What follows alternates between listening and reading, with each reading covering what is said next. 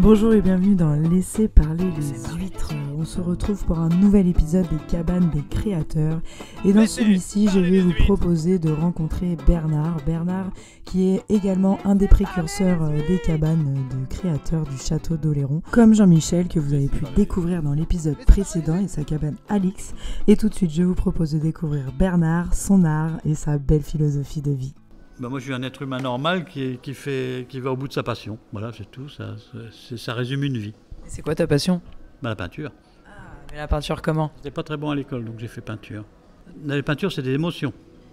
Je peins mes émotions. T'as appris comment ? Tout seul. Je n'avais pas besoin des adultes. Non, je n'aimais pas trop ce monde-là. Donc, je suis resté dans mon monde d'enfant. Je serai jamais vieux. T'es un enfant d'Oléron, toi ? Pas du tout. Tu viens d'où ? De la région de Chartres, la Beauce. Okay. C'est une mer de blé.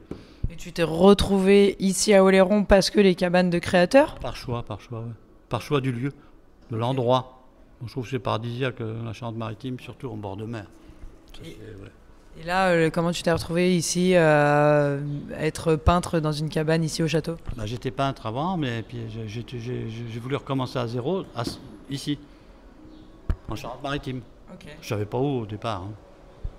Ça a été Marennes, j'ai atterri à Marennes et puis après j'ai rencontré une maire du château qui m'a proposé, je simplifie, qui m'a proposé une cabane d'instructeur pour pouvoir exposer au château. J'ai trouvé que c'était une utopie fantastique, ouais. J'aime bien les utopies donc, j'ai dit allons-y.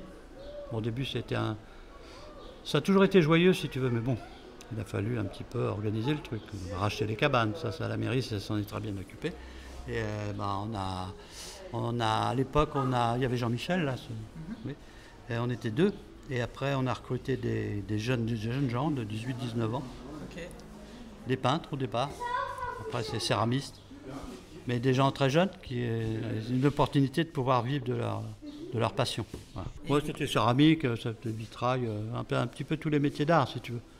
La création de vêtements, il y avait beaucoup de filles, les 3/4 c'est des filles. Et du coup, tu as toujours été peintre, toute ta vie ? Oui. Que de la peinture ? Oui. Tout type de peinture ? Ah non, moi c'est réaliste. Okay.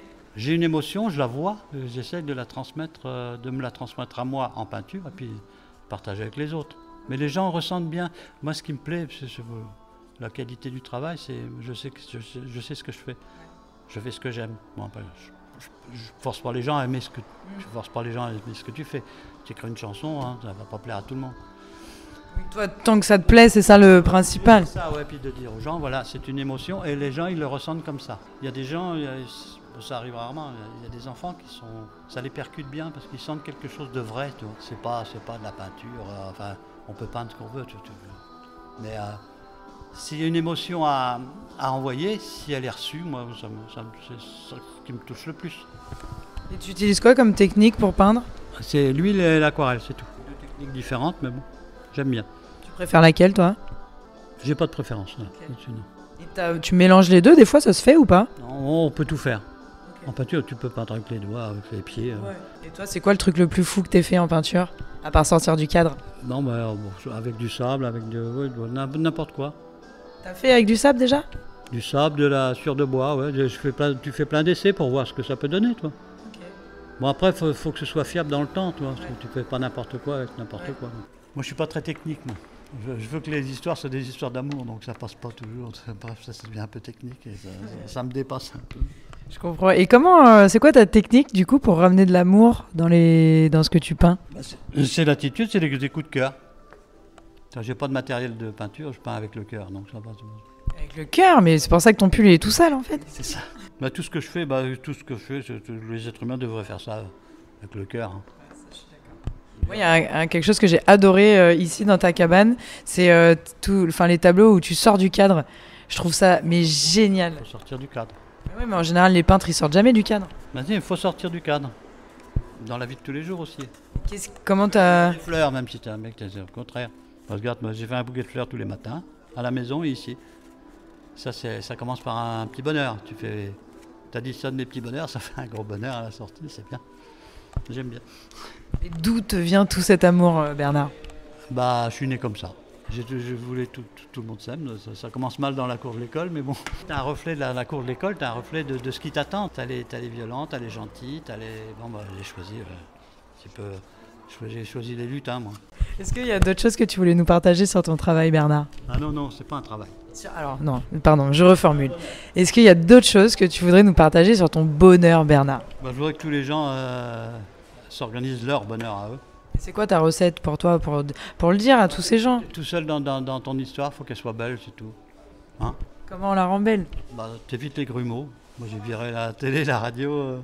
Faut communiquer dans ce sens-là, toi. On peut pas communiquer sur la violence, sur quoi que ce soit. C'est bon, les médias le font à notre place, hein, c'est bon. Je dis bonjour à tout le monde, qu'on me réponde ou qu'on ne me réponde pas, ça me fait plaisir de dire bonjour. C'est un plaisir. Puis après, tant pis pour eux. Ou tant mieux s'ils me disent. C'est un contact. Puis il y a un ancien qui m'avait dit un jour, ici dans la cabane, tu vois, vous avez raison, monsieur, mais moi j'attends la retraite pour commencer à vivre. Putain, ça m'a scotché. Où est-ce qu'on te trouve pour venir partager avec toi des phrases de bonheur et d'amour et de joie? Ce ne sera pas les premiers ni les derniers, j'espère, mais c'est au port du château. Mais la cabane, comment on sait que c'est la tienne? Il y a quoi de particulier devant pour te reconnaître? Non, moi je suis la 26. Toi, t'es la 26? Et ça fait 26 ans que t'es là? Oui, tout à fait. Et voilà, 26 ans, cabane 26, vous savez comment retrouver Bernard, n'hésitez pas à aller le rencontrer, à aller partager des mots d'amour, des mots tendres, à aller découvrir sa cabane et son art, et sa femme Anne-Marie qui réalise aussi tous les encadrements des tableaux de Bernard et qui vous recevront, j'en suis sûre, à la perfection. En attendant, on se retrouve très vite pour un nouvel épisode des cabanes des créateurs du Château d'Oléron dans Laissez parler les huîtres.